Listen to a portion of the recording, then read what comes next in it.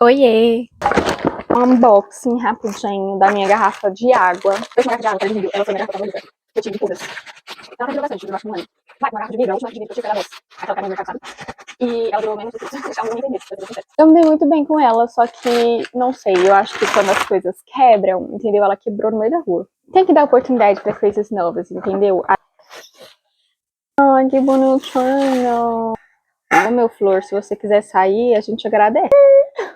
Que lindinho.